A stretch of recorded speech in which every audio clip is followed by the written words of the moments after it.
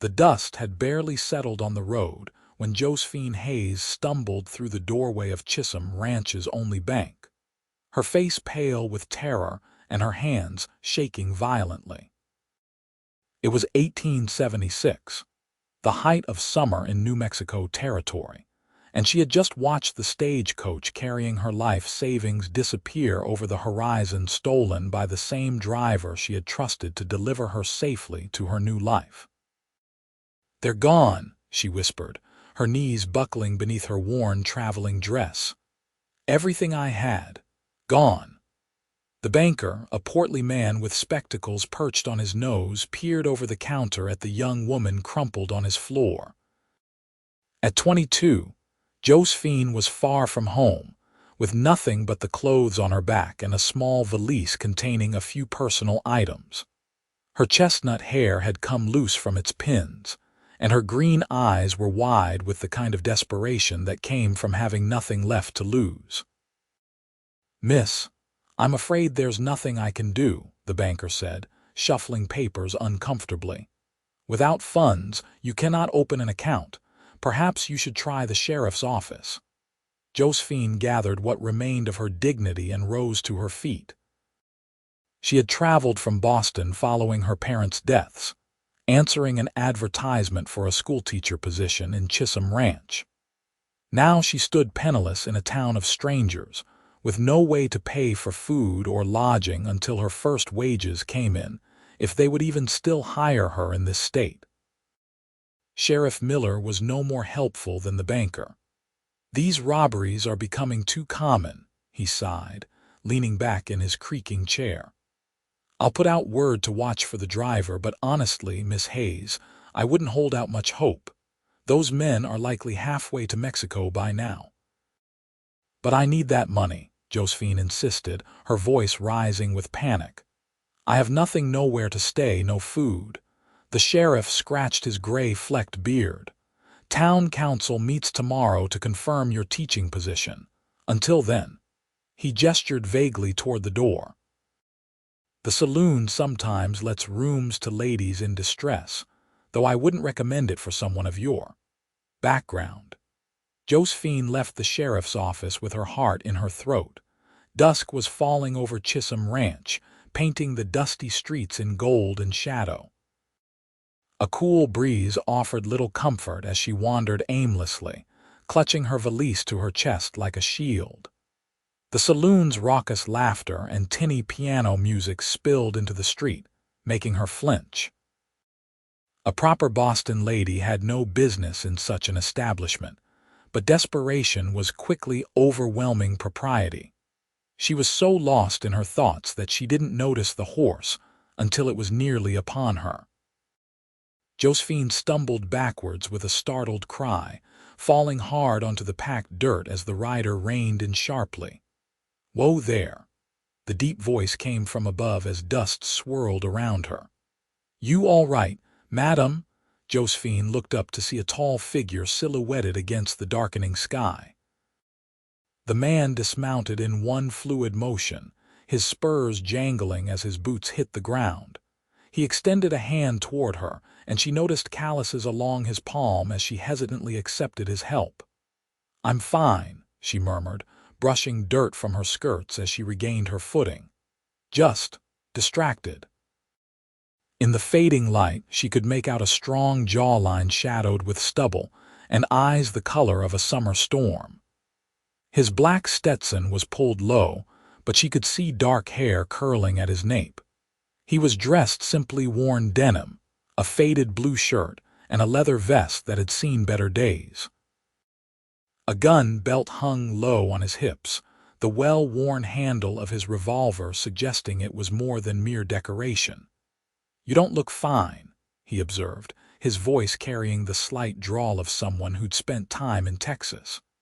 "And you surely don't look like you belong out here alone at dusk." Josephine straightened her shoulders, summoning what remained of her pride. "I'm perfectly capable of managing my affairs, sir. I simply had an unexpected setback in my travels."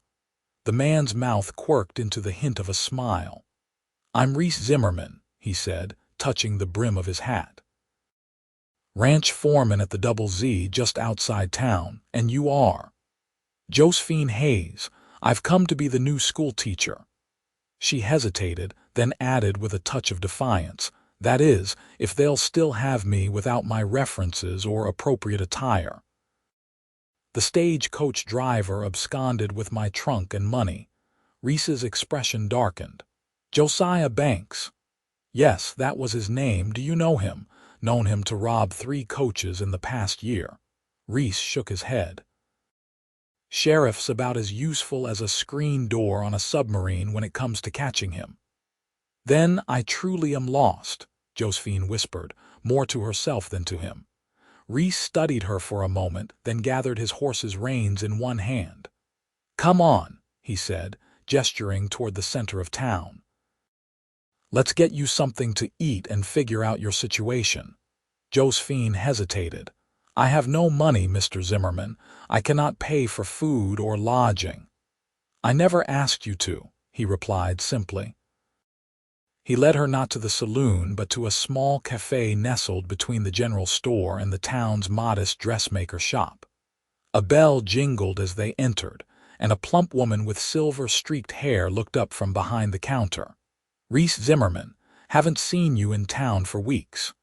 The usual. Her eyes flicked curiously to Josephine. Yes, Martha, and whatever the lady would like, Reese said, guiding Josephine to a corner table. I couldn't possibly, Josephine began, but Reese cut her off with a wave of his hand. Eat first, argue later, he said, his tone brooking no disagreement. Martha brought them steaming plates of beef stew and fresh biscuits, along with mugs of strong coffee.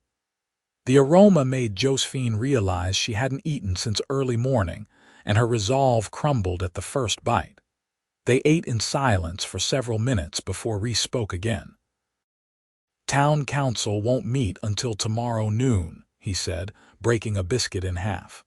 Where were you planning to stay tonight? Josephine set down her spoon, embarrassment coloring her cheeks. I hadn't quite determined that yet. Reese nodded as though this confirmed a suspicion. Martha, he called, Miss Hayes needs a room for the night. She's the new school teacher starting tomorrow. Martha appeared at their table, wiping her hands on her apron. Teacher, eh? Well, we can't have you sleeping rough, can we? I've got a spare room upstairs, nothing fancy, mind you, but clean sheets and a washstand. I cannot accept charity, Josephine protested, though her body ached for rest. It's not charity, Martha said firmly. It's an advance on what you'll bring to this town. Lord knows we need someone to educate these children properly. My Johnny can barely write his name, and he's 12. Reese stood, placing several coins on the table. That settles it then. Martha will look after you tonight, and I'll come by tomorrow to escort you to the council meeting. He touched his hat again. Good evening, ladies. Before Josephine could formulate a proper response, he was gone, the bell jingling in his wake. That's Reese for you, Martha chuckled, gathering the empty plates. Man of few words but good deeds. Come on, dear, let's get you settled upstairs. The room was indeed small but clean, with a narrow bed, a wooden chair, and a basin of fresh water. Martha provided a nightgown that had belonged to her daughter before she'd married and moved to Santa Fe, and for the first time since arriving in Chisum Ranch, Josephine allowed herself a moment of genuine relief. I'll repay you for your kindness, she promised, as Martha turned to leave. The older woman paused at the door. Honey, in a place like this, kindness is its own currency. Rest well. Josephine sat on the edge of the bed after Martha left, her fingers tracing the simple embroidery on the borrowed nightgown. Back in Boston, she had never imagined finding herself in such circumstances, dependent on strangers, with nothing to her name. Her parents' deaths had left her with modest savings but no family, and the teaching position had seemed like providence when she'd seen the advertisement. Now, as she washed her face and hands in the cool water, Josephine wondered what tomorrow would bring. Would the council still want a teacher who arrived with nothing but a valise? And what of this enigmatic cowboy who had helped her without hesitation? She fell asleep with these questions swirling in her mind, the unfamiliar sounds of the western night floating through her open window. Morning came with the crowing of a rooster and the smell of bacon frying.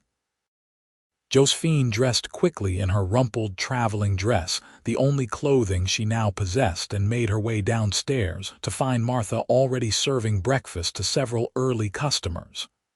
"There you are," Martha exclaimed. "Feeling better after some rest? Sit, eat. We need to get some meat on those bones if you're going to wrangle schoolchildren all day." Josephine accepted a plate of eggs and bacon, grateful for Martha's motherly fussing. "About payment," she began. "Hush now," Martha interrupted. "Reese settled your bill last night, and I won't hear another word about it. Though if you're feeling obliged, you can help me clear tables after the breakfast rush." True to her word, Martha put Josephine to work once the cafe emptied out, and the physical labor helped distract her from her worries about the upcoming council meeting. By mid-morning, she had also learned more about Chisum Ranch from Martha's cheerful commentary. The town had grown around a trading post established in the 1850s, becoming a way station for cattle drives and a supply point for surrounding ranches. The Double Z, where Reese worked, was one of the largest operations, spanning thousands of acres to the north. The previous schoolteacher, an elderly gentleman named Mr. Hollister, had passed away 3 months ago, leaving the town's children without formal education. "They're good kids mostly," Martha said as they wiped down tables. "Just wild as jackrabbits without someone to guide them. The council's desperate for a teacher, so don't you fret about making a good impression." At 11:30, the cafe door opened to admit Reese Zimmerman. He looked different in the daylight, still rugged, but his features were more defined, his eyes a clear gray beneath his hat brim.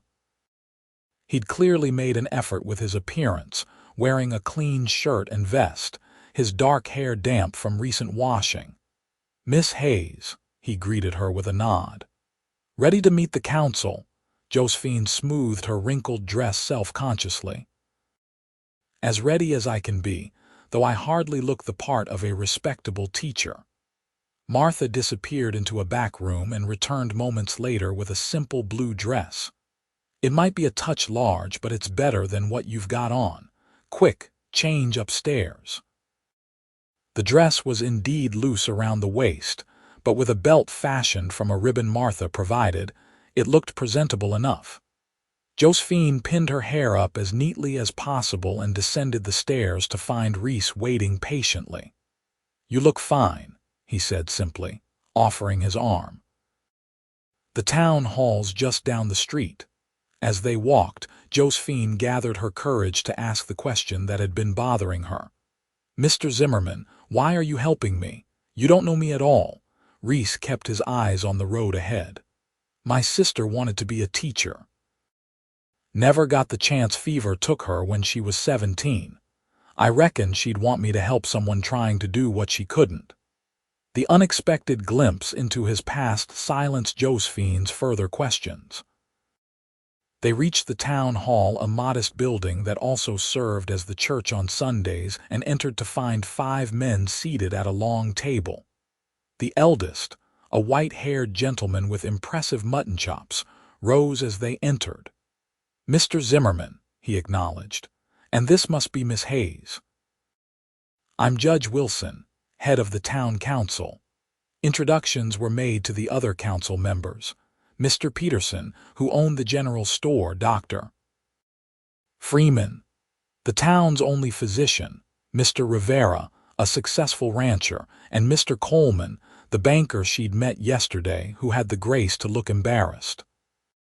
"Now then," Judge Wilson began once they were seated, "we received your letter of application some weeks ago, along with impressive references from your previous position at the Boston Ladies Academy. However, Mr. Coleman informs me you arrived yesterday in some distress. Josephine held her head high. Yes, sir. The stage coach driver, a man named Josiah Banks, absconded with my trunk containing my personal belongings, teaching materials, and all my money. I understand this places the council in an awkward position, but I assure you my qualifications are exactly as stated in my letter. The men exchanged glances, and Dr. Freeman leaned forward. Banks has been a problem in these parts for some time. This isn't your fault, Miss Hayes. The question remains, Mr. Coleman interjected, how you intend to establish yourself here with no resources. Teaching doesn't begin for another 2 weeks, and your first salary wouldn't come until the end of September. Before Josephine could respond, Reese spoke up from where he stood near the door. Miss Hayes can stay at my sister's cabin on the Double Z. It's been sitting empty since Catherine passed, and it's just a mile from town, easy riding distance to the schoolhouse.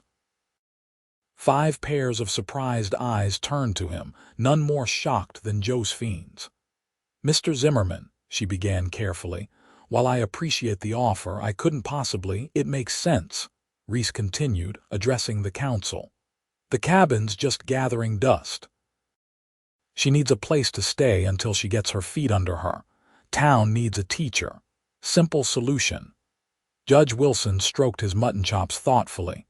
It's not entirely conventional, but then again, neither is our situation. Miss Hayes, would you be comfortable with this arrangement? Josephine felt trapped between propriety and necessity. Living alone in a cabin on a ranch ran counter to everything she'd been taught about proper behavior for a young lady.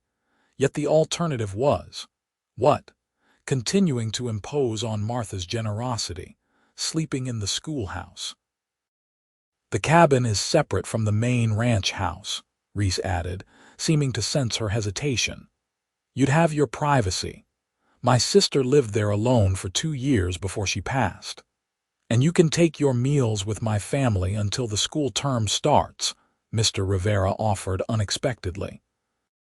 My wife would welcome the company, and our daughters could benefit from conversation with an educated lady. Slowly, Josephine nodded.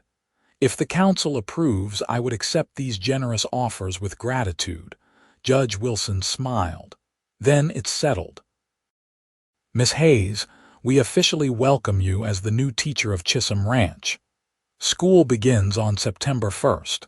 The salary is $40 per month, paid at month's end.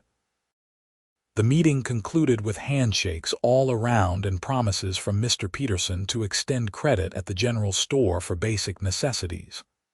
Outside the town hall, Josephine turned to Reese, struggling to find adequate words. Mr. Zimmerman, I don't know how to thank you. No need, he replied, his expression unreadable beneath his hat. I'll bring a wagon by Martha's around 4. Pack whatever she's given you and we'll head out to the ranch. With that, he touched his hat brim and strode away, leaving Josephine to wonder once again about the complex man who had so unexpectedly become her benefactor. True to his word, Reese appeared at 4 o'clock driving a small wagon. Martha had spent the afternoon outfitting Josephine with donated items from around town, a second dress, undergarments, a nightgown, and various toiletries. Mrs. Peterson from the general store had contributed a hairbrush and comb, while Dr. Freeman's wife sent over a pair of barely worn boots that almost fit. You'll be back in town on Sunday for church, Martha assured her as she helped pack the modest collection. And you'll stop by here whenever you're in town, you hear. Josephine hugged the older woman impulsively. Thank you for everything. The ride to the Double Z took just under half an hour, with Josephine perched beside Reese on the wagon seat. He pointed out landmarks as they traveled the creek that ran year-round, the stand of cottonwoods that marked the property line, the distant mountains that glowed purple in the late afternoon sun. It's beautiful, Josephine admitted, taking in the vast openness so different from Boston's crowded streets. "Gets in your blood," Reese replied. "I came out here from Pennsylvania 15 years ago, never could leave after that."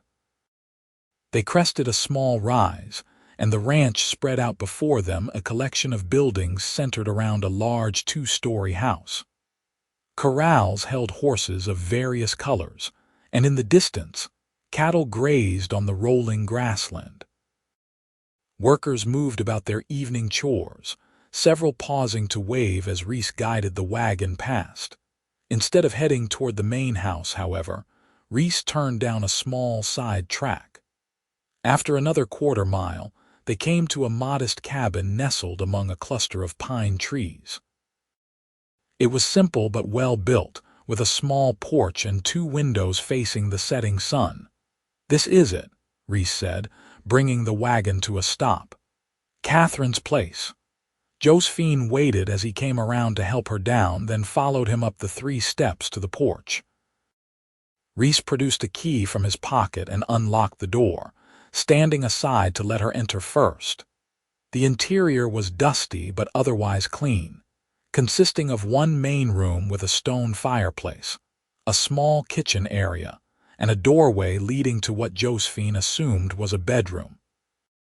Simple furniture, a table with 2 chairs, a small sofa covered with a quilt, bookshelves filled with well-worn volumes gave the space a homey feel despite its disuse. "It's lovely," Josephine said softly, running her fingers along the spines of the books. "Your sister had excellent taste in literature. She loved reading more than anything," Reese replied, a hint of melancholy in his voice. "Said books took her places her body couldn't go." He moved to open windows, letting the fresh air circulate. "Pump outside works for water. Outhouse is around back. I'll bring in firewood and get the stove going before I leave." While Reese tended to these tasks, Josephine explored the bedroom, finding a narrow bed with a straw mattress, a small dresser, and a trunk at the foot of the bed.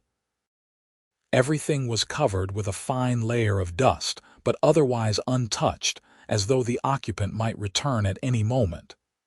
"I left her things," Reese said from the doorway, making Josephine jump slightly. "Never could bring myself to clear it out, but you can use whatever you need." "I'll be very respectful," Josephine promised, "and I'll take good care of everything." Reese nodded, then gestured back toward the main room. "Stove's going. There's basic supplies in the cupboard: coffee, flour, salt, beans. Not much, but enough to get by. I'll bring more tomorrow." He helped her bring in her few belongings from the wagon, then stood awkwardly in the center of the room, turning his hat in his hands. "Mr. Zimmerman," Josephine began, "I cannot possibly express my gratitude for all you've done. I will find a way to repay you, I promise." "I never asked you to," he said simply, settling his hat back on his head. "Ranch hands start early, but I'm usually around the main house by sundown if you need anything. Otherwise, Mr. Rivera will send a wagon for you tomorrow at noon for the midday meal." With that, he was gone, the wagon creaking away down the track until silence enveloped the little cabin. Josephine stood in the doorway watching until he disappeared from sight, then slowly closed the door. Alone for the first time since arriving in Chisum Ranch, she leaned against the rough wooden door and let out a long, shaky breath. In the span of 2 days, she had lost everything, been rescued by a stranger, and now found herself living in a dead woman's home. It was like something from one of the dime novels she'd secretly read as a girl. Yet as she began the process of settling and sweeping the floors, dusting the furniture, arranging her few possessions, Josephine felt an unexpected sense of peace descend. The cabin was rustic but solid, the view from the windows breathtaking. The shelves of books promised companionship on lonely evenings, and knowing Reese was just a short distance away provided a strange comfort. That night, after washing with water from the pump and changing into her nightgown, Josephine crawled into Catherine Zimmerman's bed and fell into the deepest sleep she'd had since leaving Boston. The next morning dawned clear and bright. Josephine awoke to birdsong and the distant lowing of cattle, momentarily disoriented before remembering where she was. She dressed quickly in Martha's blue dress and ventured outside to explore her surroundings in the daylight. The cabin sat in a small clearing with pine trees providing shade and privacy. A well-worn path led around to the back, where she found not only the outhouse, but also a small garden plot, overgrown but still showing signs of the vegetables and herbs Catherine had once cultivated. A clothesline stretched between two trees, and a chopping block for firewood stood near a stack of split logs. Josephine had just finished washing her face at the pump when she heard hoofbeats approaching. She straightened, pushing stray hairs back from her forehead as Reese rode into view on a tall chestnut gelding. He dismounted fluidly, leading the horse to the hitching post near the porch steps. "Morning," he called, touching his hat brim. "Brought you some supplies." From his saddlebags, he produced a small sack of flour, coffee beans, sugar, and to Josephine's delight a jar of raspberry preserves. A second bag contained a dozen fresh eggs nestled in straw and wrapped in a cloth.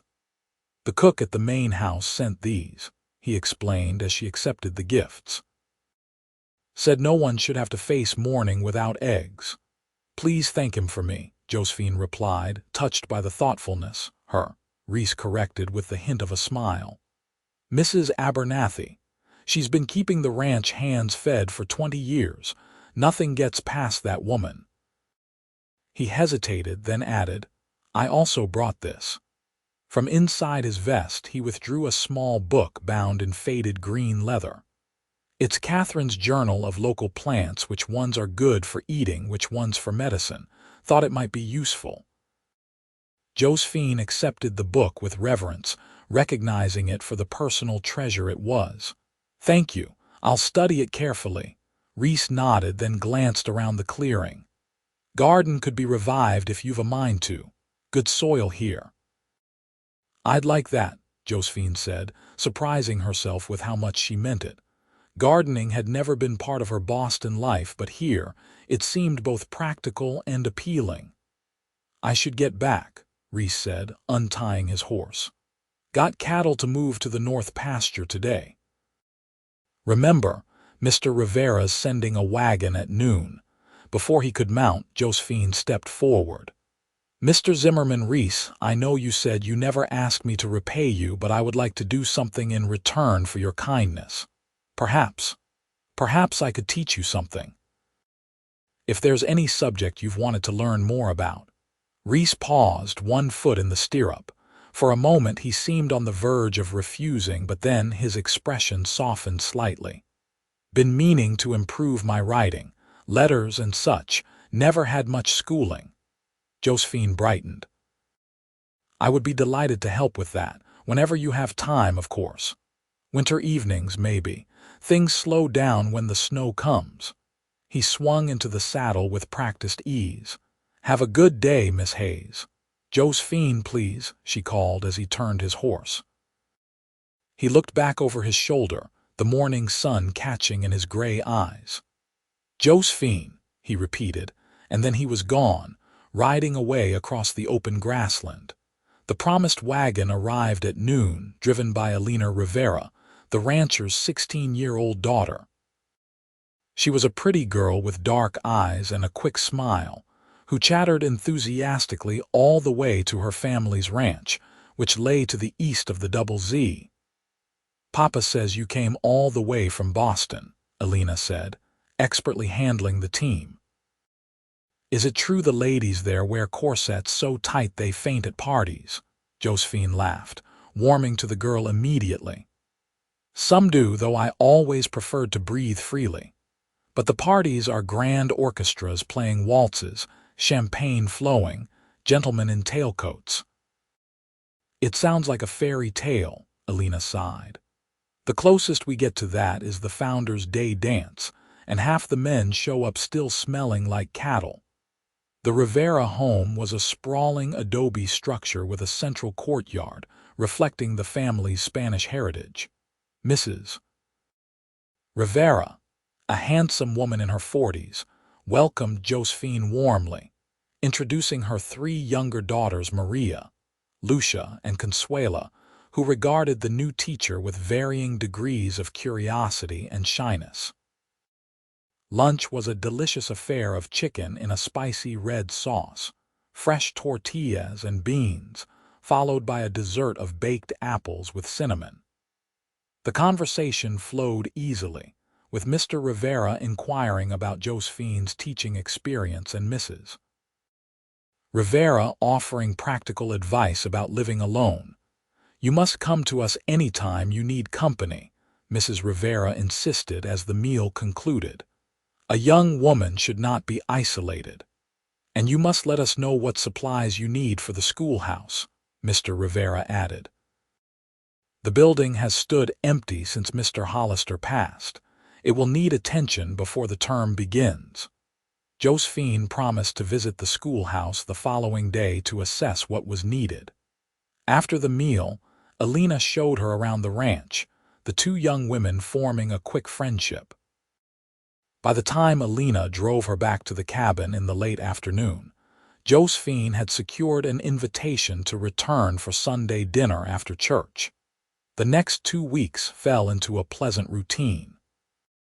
Mornings were spent cleaning and organizing the cabin, reviving Catherine's garden, and preparing lessons for the upcoming school term.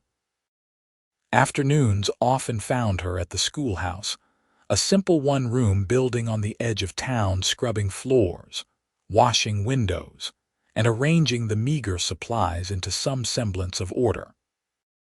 The townspeople proved generous, donating books, slates, chalk, and even a new American flag to hang above the teacher's desk. Martha provided lunch whenever Josephine worked in town, refusing all offers of payment with her customary, "You'll bring plenty to this town. Just you wait." Dinners alternated between the Riveras, and, to Josephine's surprise, invitations to join Mrs. Abernathy at the ranch house kitchen on the Double Z. The cook, a formidable woman with iron-gray hair and capable hands, took a shine to the teacher girl, and delighted in feeding her hearty meals while sharing stories of her 30 years on the frontier. Reese himself remained something of an enigma. Their paths crossed occasionally. He would nod to her in town or exchange brief greetings when she visited the ranch house, but he seemed to maintain a deliberate distance. Josephine found herself watching for him, curious about the man who had so dramatically altered her circumstances, yet asked for nothing in return. Her opportunity to learn more came unexpectedly, a week before school was to begin.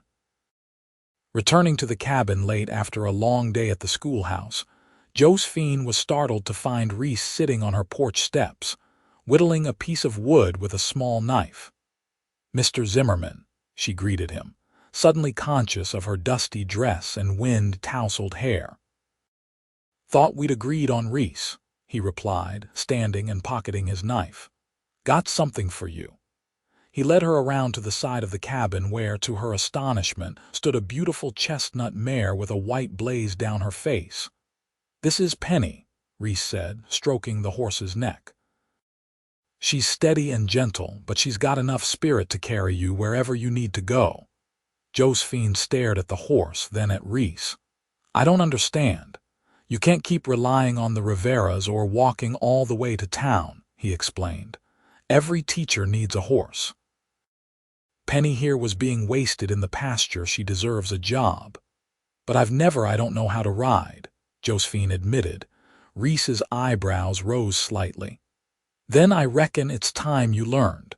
No one gets far in these parts without a horse." And so began Josephine's riding lessons. Every evening for the next week, Reese arrived after his day's work to teach her the basics: how to saddle and bridle, how to mount and dismount, how to guide the horse with gentle pressure from her knees and subtle shifts of the reins. Josephine proved an apt pupil, overcoming her initial nervousness with determination. By the end of the week, she could comfortably ride Penny at a walk and trot around the clearing near the cabin. "You're a natural," Reese commented on their last evening before school was to begin. "Most Easterners take months to look that comfortable in the saddle." Josephine beamed at the praise as she dismounted, still slightly breathless from the exhilaration of riding. "I had an excellent teacher, and Penny is a saint for tolerating my mistakes." As she removed the saddle under Reese's watchful eye, she gathered her courage to ask what had been on her mind. "Will you still be interested in those riding lessons, now that I'll be busy with school?" Reese leaned against the hitching post, his expression thoughtful. "Winter's still the best time, but maybe one evening a week if you're not too tired from teaching." "Wednesday evenings would work well," Josephine suggested, her heart beating a little faster at the prospect. "The children won't have homework due the next day, so I won't have as much to review." They agreed that he would come to the cabin after supper on Wednesdays, beginning the following week. As they walked Penny to the small lean-to shelter Reese had built for her, Josephine felt a curious mixture of anticipation and nervousness at the thought of these future meetings. The first day of school dawned bright and clear. Josephine rose early, donning her best dress, recently altered by Mrs. Rivera to fit properly, and pinning her hair in a neat, professional style. After a light breakfast, she saddled Penny with only minor difficulties and set off for town, arriving at the schoolhouse well before the 9 o'clock bell. 27 students, ranging in age from 6 to 16, arrived with varying degrees of enthusiasm. The younger children regarded her with wide-eyed curiosity, while the older boys maintained an air of studied indifference that Josephine recognized as bravado. "Good morning," she began, standing before her desk with as much confidence as she could muster. "I am Miss Hayes, and I am honored to be your teacher. We have much to learn together, but first, I would like to learn about each of you." By lunchtime, Josephine had established a preliminary assessment of her pupils' abilities and temperaments. The Rivera girls were well prepared, having been educated at home by their mother. Johnny, Martha's son, showed a surprising aptitude for mathematics despite his mother's concerns about his writing.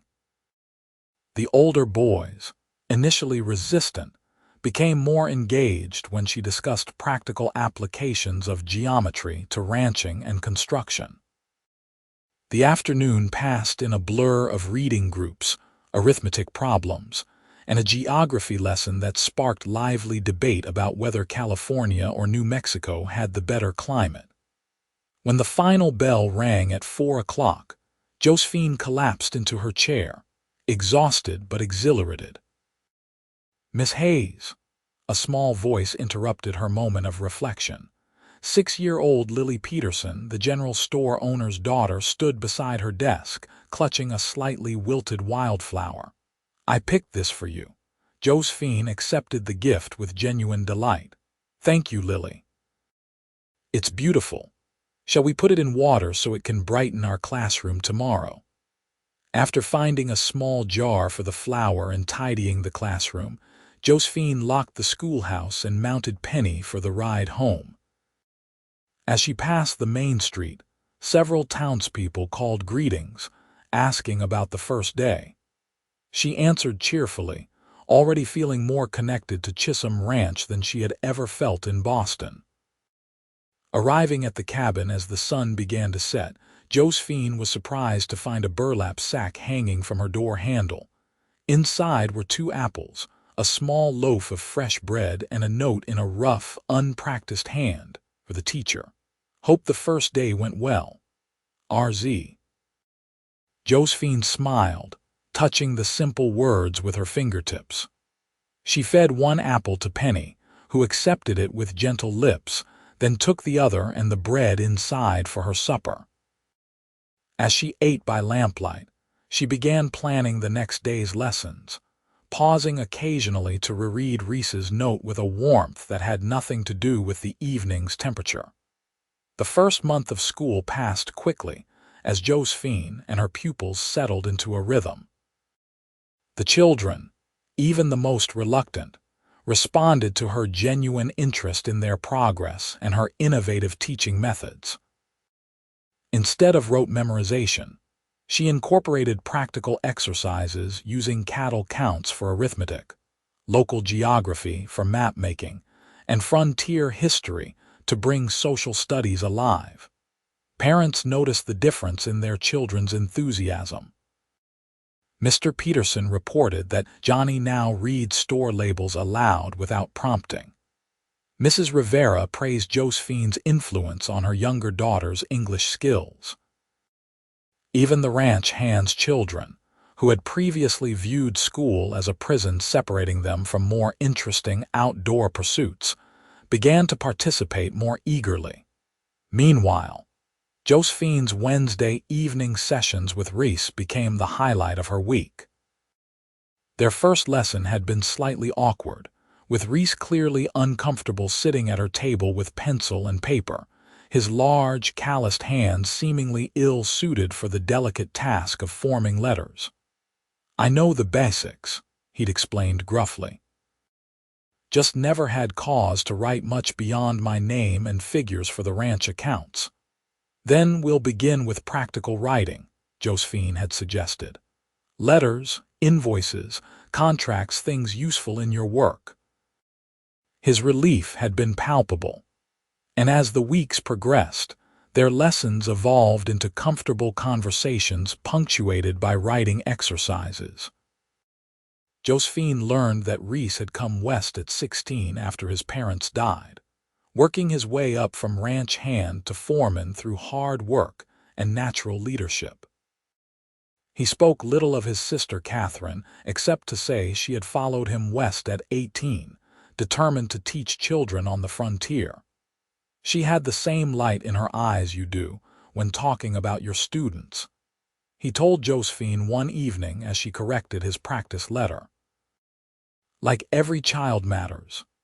"They do matter," Josephine replied softly. "Each one has such potential, such unique gifts." Reese had looked at her then with an expression she couldn't quite decipher, respect mingled with something warmer that made her cheeks flush and her heart beat faster. By mid-October, the weather began to turn cooler, with frost appearing on the grass in the mornings. The changing season brought new challenges keeping the schoolhouse warm enough, ensuring children from outlying farms could travel safely, and preparing for the inevitable days when snow would make lessons impossible.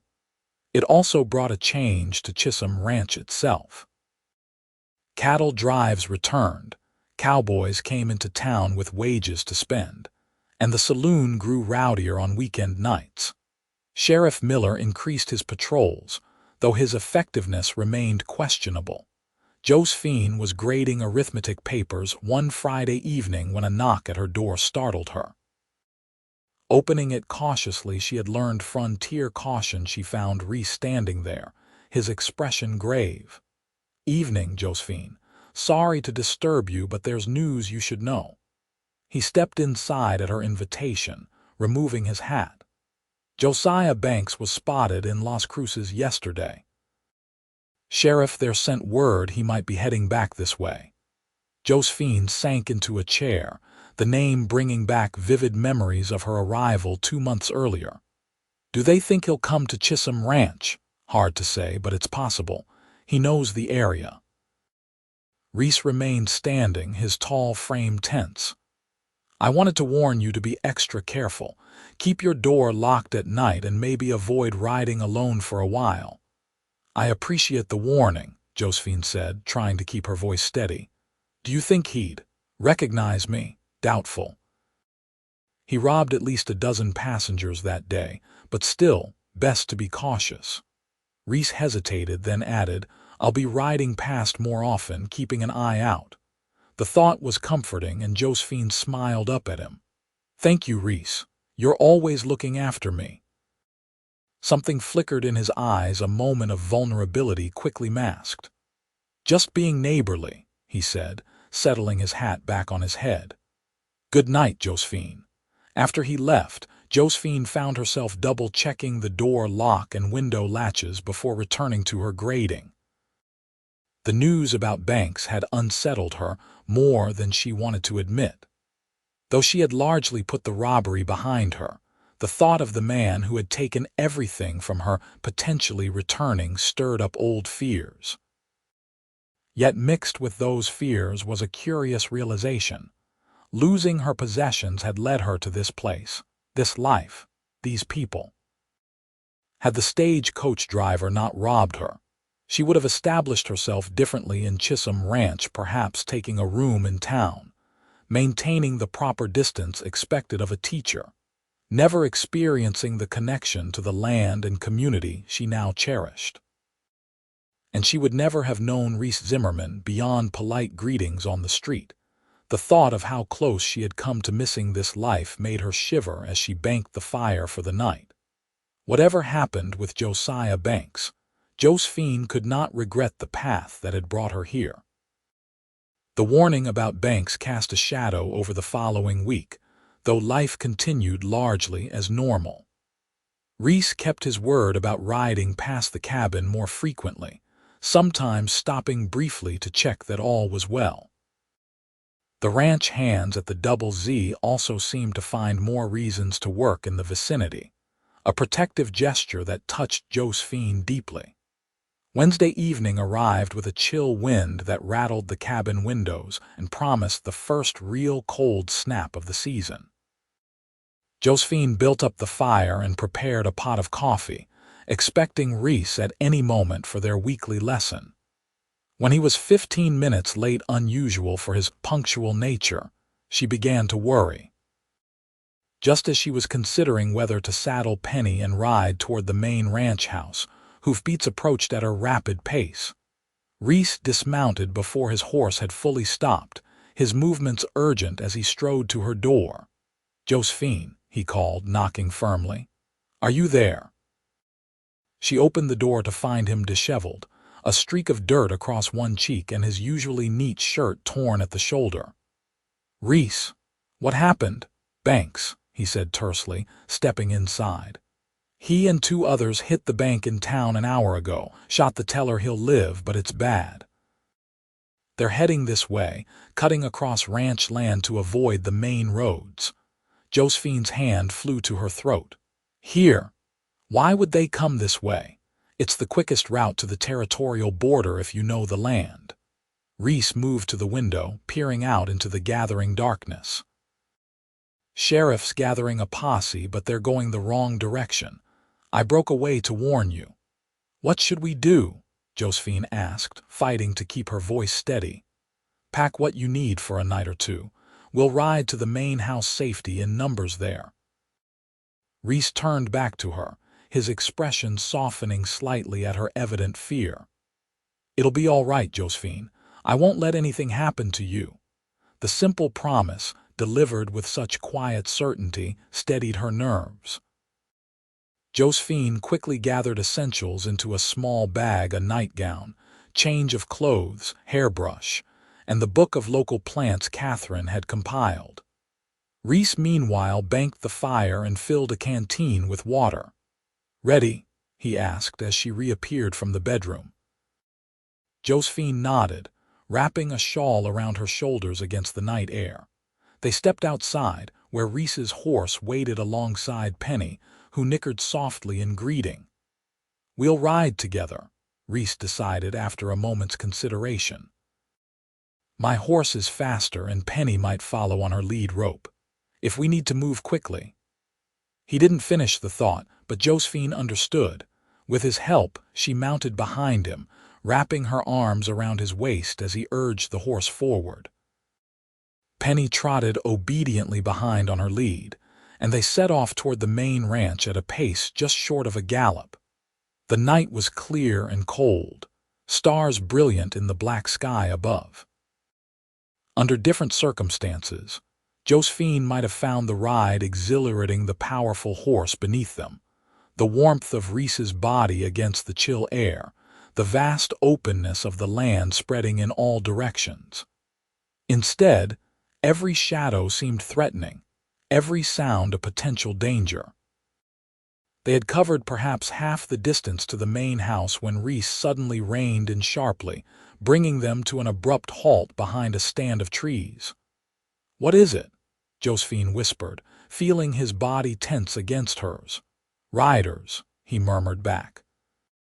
"3 of them, coming this way from the east." Peering around his shoulder, Josephine could just make out dark shapes moving across the open ground perhaps a quarter-mile away. They were indeed heading toward the path that would take them past her cabin. "Banks?" she breathed. "Most likely." "They're moving fast but trying to stay out of sight." Reese considered their options, then made a decision. "We can't outrun them to the ranch house. They'd see us in the open. There's an old line shack about half a mile west. We'll hole up there until they pass." He turned their horse carefully, keeping to the shadows as they moved at right angles to the approaching riders. Penny followed silently, as though sensing the need for stealth. After several tense minutes, a small, dark structure emerged from the gloom, a crude but solid cabin used by ranch hands during the calving season when they needed to stay far from the main buildings. Reese helped Josephine dismount, then led both horses around to the back of the shack, tethering them out of sight. The door was secured with a simple latch, which he opened with practiced ease. "It's not much," he whispered as they entered, "but it'll keep us hidden." The interior was Spartan: a small iron stove, a rough table with one chair, and a narrow cot with a moth-eaten blanket. A single window, covered with oilcloth rather than glass, let in the faint moonlight. The air smelled of dust and disuse, but it was dry and, more importantly, concealed from the main trail. "We shouldn't risk a fire," Reese said, moving to the window to scan the darkness outside. "They might see the smoke or light." Josephine nodded, setting her bag on the table and wrapping her shawl more tightly around her shoulders. The temperature was dropping rapidly with nightfall, and without a fire, the cabin offered little protection from the cold.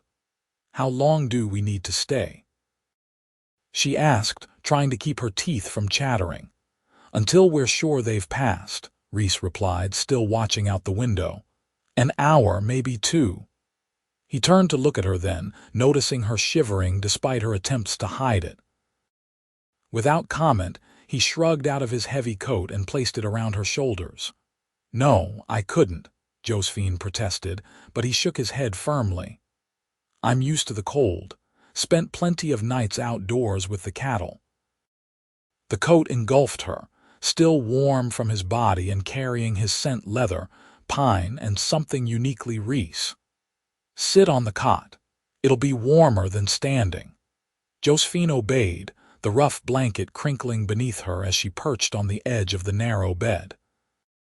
Reese returned to his vigil by the window, his profile strong in the dim light. For several minutes, they remained silent, listening to the wind whistling through the cracks in the walls and the occasional soft nickering of the horses outside. "I'm sorry about this," Reese said finally, his voice low. "Should have brought you to the main house as soon as we heard about Banks." "You couldn't have known they'd come this way," Josephine replied, "and you did come to warn me." "That was brave, riding out alone when you knew they were in the area." He glanced at her, the ghost of a smile touching his lips. "Not brave, just couldn't bear the thought of you being alone if they came to the cabin." The simple admission hung in the air between them, weighted with unspoken meaning. Josephine felt her heart quicken, suddenly aware of how isolated they were, how intimate the small space felt despite its barrenness. Reese broke the moment, returning his attention to the window. "They're coming," he murmured. "Stay very still." Josephine held her breath as the sound of hoofbeats grew louder, approaching the shack at a steady pace. Through the thin walls she could hear men's voices, rough, agitated, arguing about directions. "Should have been a cabin around here," one voice said clearly. "The map showed it." "Map's old," another replied. "Don't matter. Keep moving west. We'll hit the border by dawn." The voices faded as the riders passed, continuing on their way without stopping to investigate the seemingly abandoned line shack. Only when the hoofbeats had completely disappeared did Josephine release her breath in a long, shaky exhale. Reese moved away from the window, crossing to sit beside her on the cot. "They're gone," he said quietly, "but we should wait a bit longer to be sure they don't double back."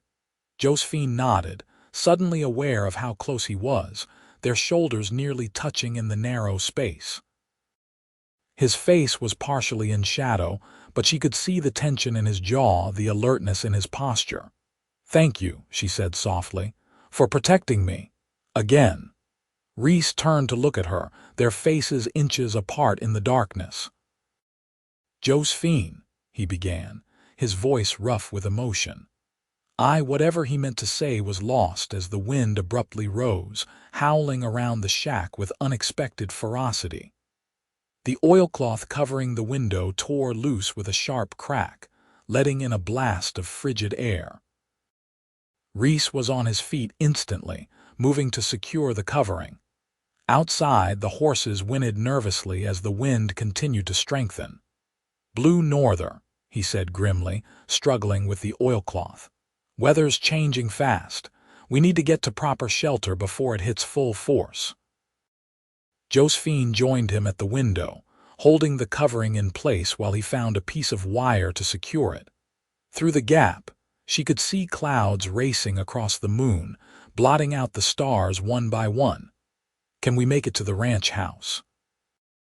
she asked, feeling the temperature plummet by the minute. Reese shook his head. "Too far in this wind, and if it starts snowing, we could lose our way." He finished with the window and turned to her, his expression serious. "We need to go back to your cabin. It's closer and it's built solid. We can weather the storm there until morning." The decision made, they gathered their few belongings and stepped outside into the howling wind. The temperature had dropped at least 20 degrees in the short time they'd been in the shack, and the first few snowflakes were beginning to swirl in the air. Mounting was more difficult this time, the horses skittish with the changing weather. Finally settled, they set off at a cautious pace, Reese's body shielding Josephine from the worst of the wind as they rode. She clung to him tightly, grateful for his warmth and solid presence as the world around them became increasingly hostile. The half-mile back to her cabin felt like 10 in the worsening conditions. By the time the familiar shape loomed before them, snow was falling in earnest, reducing visibility to mere yards. Reese dismounted first, then helped Josephine down, her legs stiff with cold. "Get inside and start a fire," he instructed, leading both horses toward the lean-to. "I'll make sure the animals are sheltered." Josephine fumbled with numb fingers to unlock the door, nearly weeping with relief when she finally stepped into the relative warmth of the cabin. The embers in the fireplace were still faintly glowing, and she quickly added kindling and small logs, blowing gently until flames appeared. By the time Reese stamped in, snow covering his shoulders and hat, she had the fire burning steadily and a pot of coffee beginning to heat on the stove. "Storm's setting in for the night," he reported, removing his hat and coat, now stiff with ice. "Got the horses under cover with extra blankets, but we won't be going anywhere until morning at the earliest." The implication hung in the air between them. They would be spending the night together, alone in her cabin, cut off from the rest of the ranch by the sudden blizzard. In Boston, such a situation would have meant irrevocable ruin for Josephine's reputation. Here, it was simply a matter of survival. "There's coffee," she said, moving to pour him a cup. "And I have stew left from yesterday that we can heat." Reese accepted the coffee gratefully, his fingers brushing hers as he took the cup. "Thank you. I should check the windows, make sure everything's secure." While he moved around the cabin, ensuring all was battened down against the storm, Josephine busied herself with preparing a simple meal. The domestic scene felt strangely natural, as though they had done this 100 times before seeking refuge together from the wild world outside. They ate at her small table, the howling wind and occasional creaking of the cabin's timbers the only sounds beyond their quiet conversation. Reese spoke of other northers he had weathered, of cattle huddled against the cold and cowboys taking shelter in whatever crude protection they could find. "This is a good cabin," he said, glancing around appreciatively. "Catherine chose the site well protected by the trees' solid construction. You'll be comfortable here even in the worst winter weather." "I've come to love it," Josephine admitted. "At first I worried about being alone so far from town, but now I can't imagine living anywhere else." Reese looked at her thoughtfully. "You've changed since you arrived, grown stronger." "I had to," she replied with a small smile. "The frontier doesn't allow for weakness." "It's more than that." His gray eyes held hers steadily. "You belong here now. I can see it in how you move, how you talk about the land and the people. It's become part of you." The observation touched her deeply, recognizing as it did the transformation she had felt within herself. "I never thought I would say this, but losing everything that day was perhaps the best thing that ever happened to me. It forced me to discover what I'm truly capable of." As the evening wore on and the storm continued to rage outside, they faced the inevitable question of sleeping arrangements. The cabin had only the one bedroom, with Catherine's narrow bed the only proper place to rest. "I'll sleep out here by the fire," Reese insisted when Josephine broached the subject. "I've slept rougher places than a cabin floor." "At least take the sofa," she countered, bringing out extra blankets from the trunk in the bedroom. "And you must have the quilt, it's the warmest." They compromised, with Reese accepting the sofa and one of the blankets but insisting she keep the quilt for herself. As Josephine prepared for bed in the privacy of the bedroom, changing quickly into her nightgown and wrapping her shawl around her shoulders for added modesty, she found herself thinking about the strange journey that had brought her to this moment. 3 months ago, she had been a proper Boston lady with clear expectations for her life. Now she was a frontier schoolteacher, weathering a blizzard in a remote cabin with a cowboy sleeping just beyond her door, a man who had become central to her new life in ways she was only beginning to understand. When she emerged to say goodnight, Reese had already made his bed on the sofa, his tall frame extending well beyond its length. He had removed his boots but remained otherwise dressed, a concession to propriety that touched her. "Good night, Reese," she said softly, standing in the doorway to the bedroom. "And thank you again, for everything." He looked up at her, the firelight casting warm shadows across his features. "Good night, Josephine," he replied, his voice low and intimate in the quiet cabin. "Sleep well." Closing the bedroom door, Josephine slipped beneath the covers of Catherine's bed, listening to the storm outside and the occasional creak of the sofa as Reese shifted position. Despite the danger they had narrowly avoided and the howling blizzard surrounding them, she felt safer than she ever had in her life. Morning brought stillness, the absence of wind waking Josephine more effectively than any rooster. She dressed quickly in the cold room, wrapping her shawl tightly around her shoulders before opening the bedroom door. The main room was empty, the fire banked low, and the blankets on the sofa neatly folded. For a moment, Josephine feared Reese had left, attempting to return to the ranch house despite the snow. Then the door opened, admitting a blast of cold air and Reese himself, his arms filled with firewood. "Morning," he greeted her, kicking the door shut behind him. "Thought I'd stock your woodpile before the next storm hits. This one's just a break in the weather." He looked different in the morning light, his hair tousled, stubble darkening his jaw, yet somehow more approachable than ever before.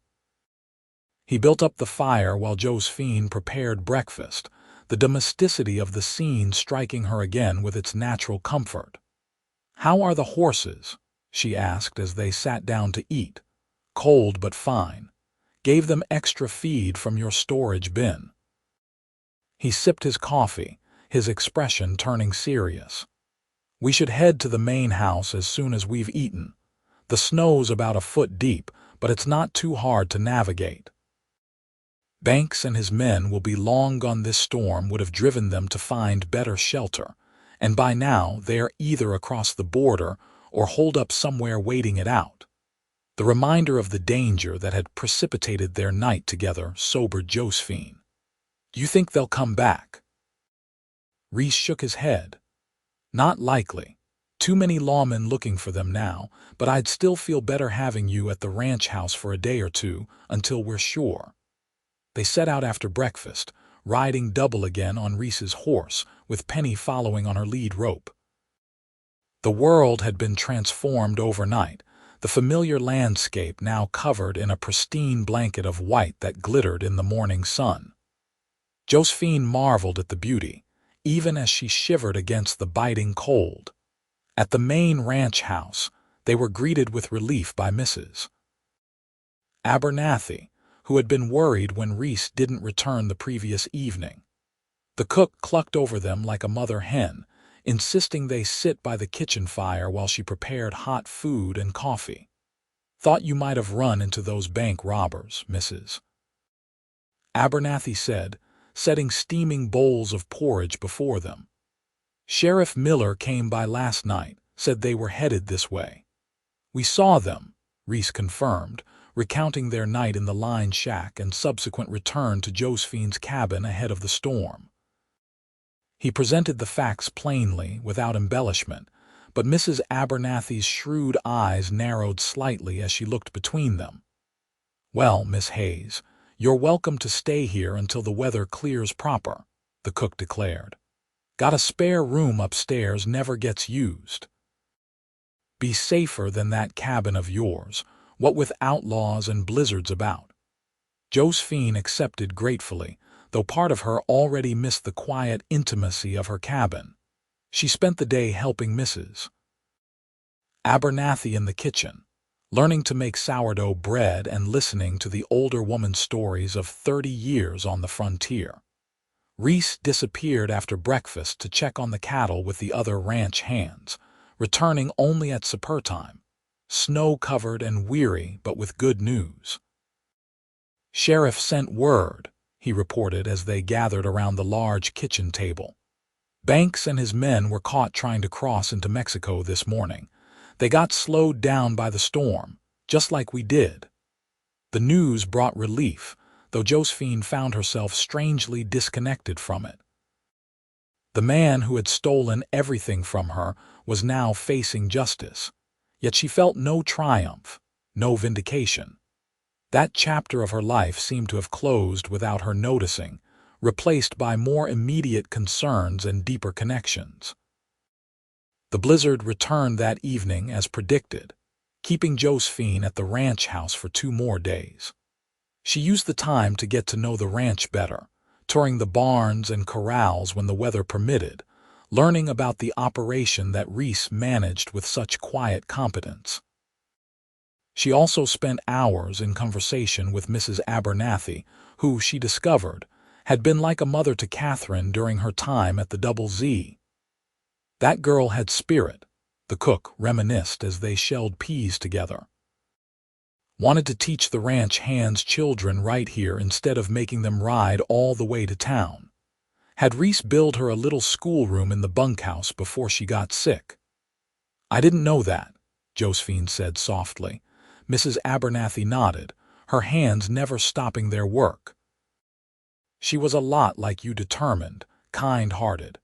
Reese ain't been the same since she passed. Until recently, that is." The knowing look that accompanied this statement made Josephine blush, though she pretended not to understand its implication. Yet she couldn't deny that something had shifted during their night in the cabin, a deepening of the connection between them that went beyond friendship or gratitude. On the third day, with the storm finally past and the snow beginning to melt under a bright sun, Reese offered to escort Josephine back to her cabin. They rode in companionable silence, each lost in their own thoughts as they traveled the now familiar route. At the cabin, Josephine was pleased to find everything as they had left it, though drifted snow had accumulated on the porch, and a hungry fox had clearly investigated the lean-to, leaving tracks all around Penny's shelter. "I should get back," Reese said after helping her unsaddle her horse and bringing in fresh firewood. "Got a lot of work catching up after the storm." Josephine nodded, suddenly shy in the face of his imminent departure. "Thank you for everything, Reese. I don't know what would have happened if you hadn't warned me about Banks." "You'd have managed," he replied with that hint of a smile she had come to cherish. "Like I said, you're stronger than you know." He turned to leave, but Josephine called after him impulsively. "Wednesday evening." "For your writing lesson." Reese paused, looking back at her with an expression that made her heart skip. "Wouldn't miss it," he promised, and then he was gone, riding away across the snow-covered ground, his tall figure gradually disappearing into the distance. Josephine stood in the doorway long after he had vanished from sight, her mind replaying moments from their time together, his arms around her as they rode, the quiet conversations by firelight, the way he had looked at her in the line shack before the storm interrupted them. Something was changing between them, evolving into feelings she had never experienced in Boston's careful social circles. Here, stripped of pretense and propriety by necessity, she was discovering what it meant to care for someone not because of social standing or family connections, but simply for who they were at their core. And what she was discovering about Reese Zimmerman both thrilled and terrified her in equal measure. Wednesday came with agonizing slowness. Josephine returned to teaching, finding her students full of stories about the blizzard and eager to learn once more. She channeled her nervous energy into engaging lessons, keeping herself busy until the final bell rang, and she could ride home to prepare for Reese's visit. At the cabin, she swept the floors, built up the fire, and changed into her best dress, the blue one Martha had given her, now expertly altered by Mrs. Rivera to fit perfectly. She prepared coffee and set out the writing materials, then checked her appearance in the small mirror Catherine had left behind. At precisely 6 o'clock, hoofbeats approached. Josephine took a deep breath, smoothing her skirts one final time before opening the door to greet Reese. He stood on the porch, hat in hand, looking as nervous as she felt. He had clearly made an effort with his appearance. His hair was freshly trimmed, his shirt and vest clean, his boots polished to a shine. "Evening, Josephine," he said, his voice carrying a hint of gravel that sent a shiver through her. "Good evening, Reese," she replied, stepping aside to let him enter. "I've prepared everything for our lesson." They sat at the table as they had on previous Wednesday evenings, but tonight the air between them hummed with unspoken tension. Reese's hand brushed hers as she passed him the pencil, and they both drew back as though burned. "Perhaps we should begin with a review of last week's exercises," Josephine suggested, falling back on her teacher's training to maintain some semblance of normalcy. Reese nodded, producing the practice letter he had been working on before their routine was interrupted. As they went through the corrections, Josephine found herself hyper-aware of his presence, the clean scent of soap mingled with leather, the way his large hands dwarfed the pencil, the occasional brush of his knee against hers beneath the small table. They struggled through an hour of increasingly distracted instruction before Reese finally set down his pencil with a sigh. "Josephine," he said quietly, "I'm not here for a writing lesson." Her heart stuttered. "You're not?" "No." He met her eyes directly, his gaze intense. "I'm here because I can't stop thinking about you. About us, in that lined shack in this cabin during the storm. About how right it felt, being here with you." Josephine's breath caught in her throat. "I've been thinking about that too," she admitted, her voice barely above a whisper. "I know I'm not what you expected," he continued, his words coming faster now as though he'd been holding them back too long. "I'm not educated like the men you knew in Boston. I work with my hands, live by the seasons. But I care for you, Josephine, more than I thought possible." "Reese," she interrupted softly, reaching across the table to place her hand over his.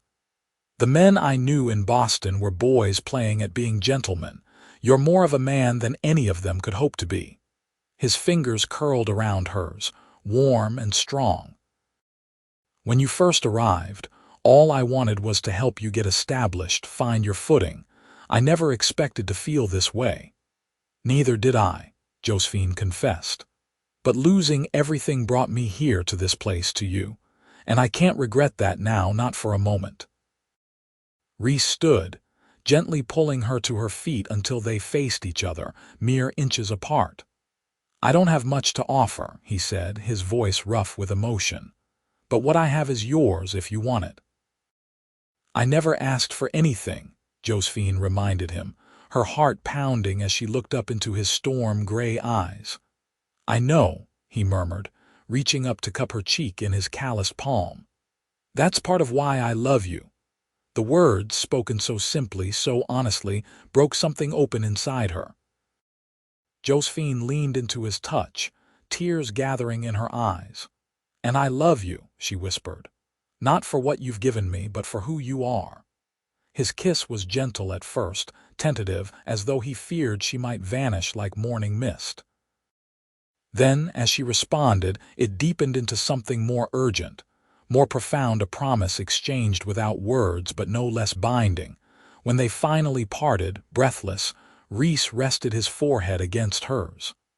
"I should go," he said reluctantly. "It's not proper me being here this late." Josephine laughed softly. "I think we left proper behind somewhere between riding double in a blizzard and spending the night together in this cabin." "Still," he insisted, though his arms remained around her waist, "I respect you too much to risk your reputation, especially now." "Now?" she echoed. Reese stepped back slightly, though he kept hold of her hands. "Now that I'm hoping you might consider becoming my wife. Not right away," he added hastily.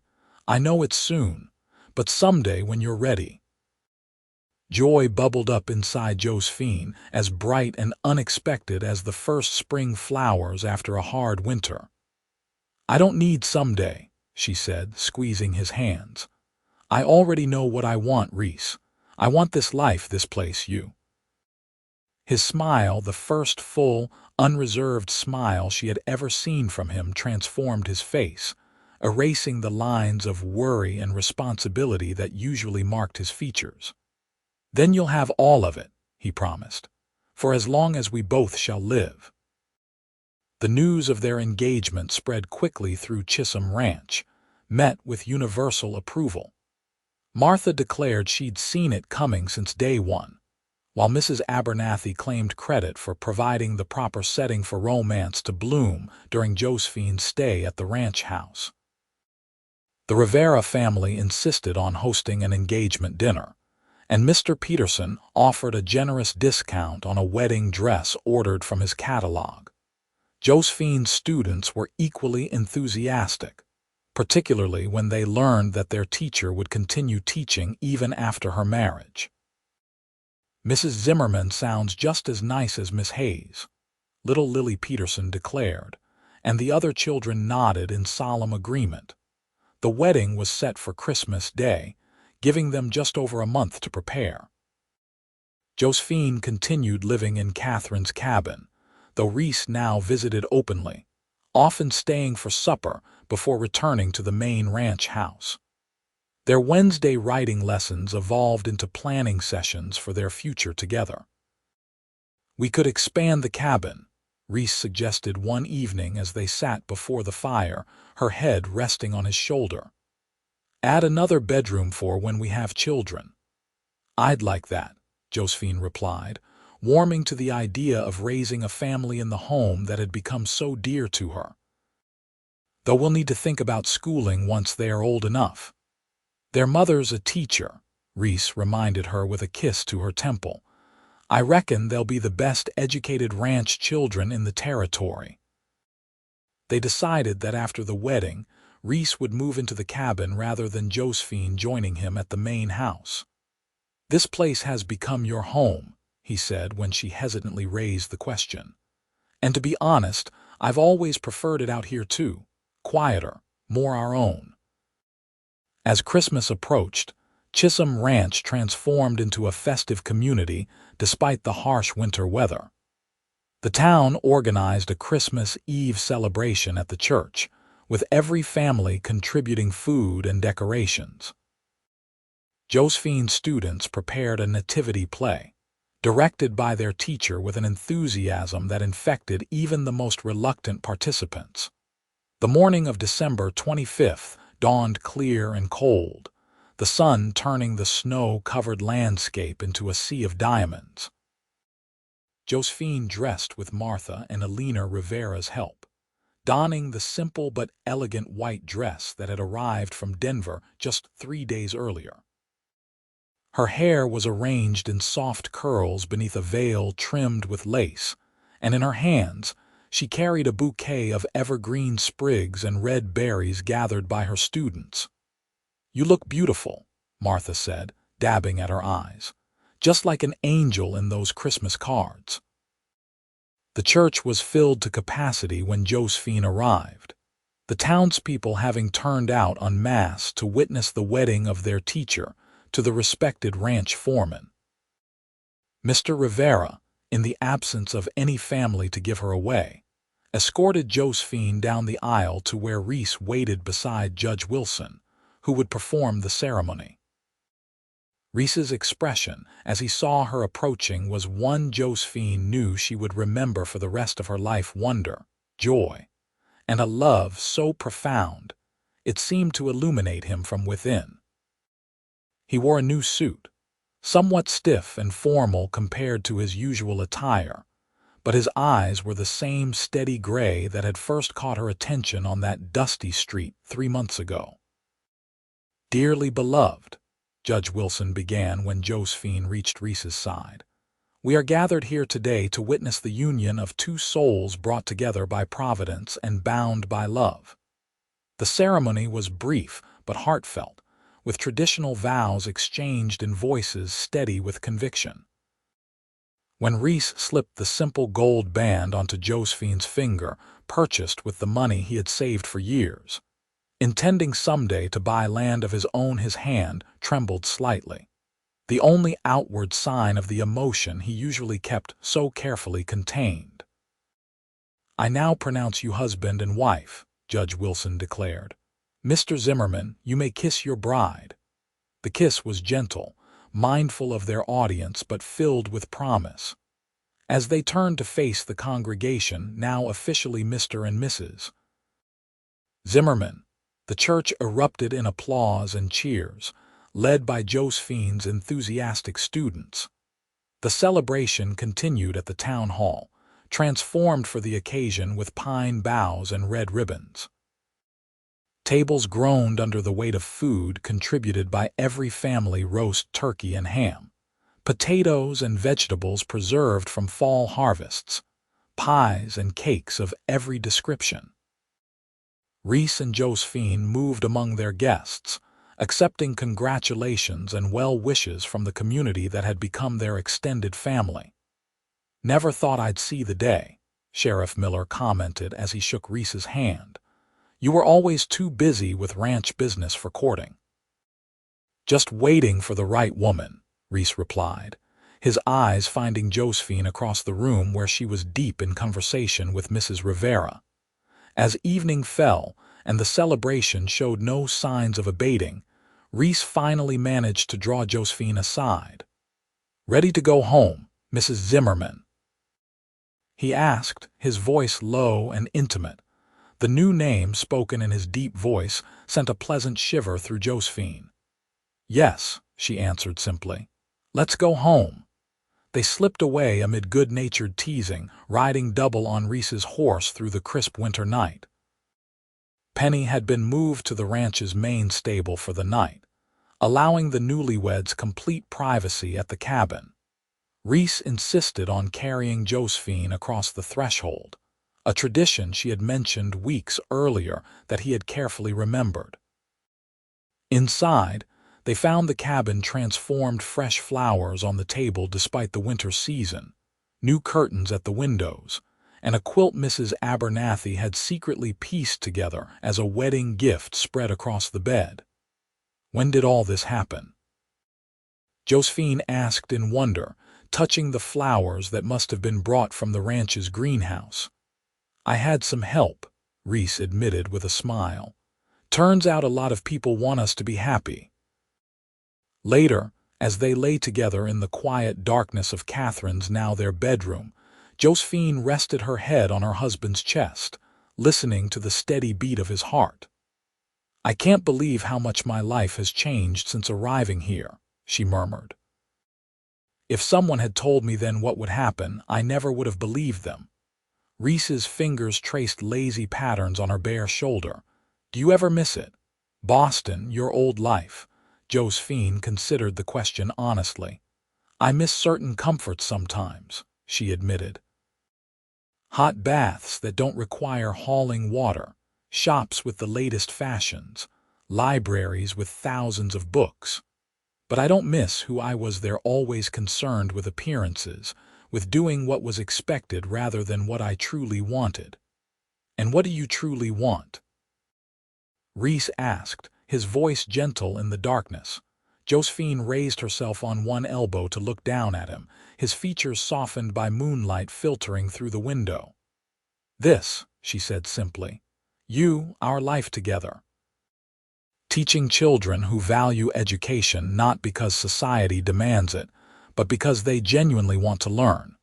Being part of a community where people help each other not for recognition, but because it's the right thing to do." Reese pulled her close, pressing a kiss to her forehead. "Then you shall have all of that and anything else within my power to give you." "I never asked you for anything," she reminded him, echoing the words that had defined their relationship from the beginning. "I know," he murmured against her hair. "That's why I want to give you everything." Spring came early to New Mexico territory that year, the snow melting away to reveal tender green shoots pushing through the soil. As promised, Reese began work on expanding the cabin, adding a second bedroom and enlarging the main living area with the help of ranch hands eager to assist their foreman in his new domestic venture. Josephine continued teaching, her methods gaining recognition beyond Chisum Ranch, as her students consistently outperformed those from neighboring towns in territorial academic competitions. When the school board offered her a raise at the end of the term, she requested instead that the money be used to purchase new books and materials for all the students.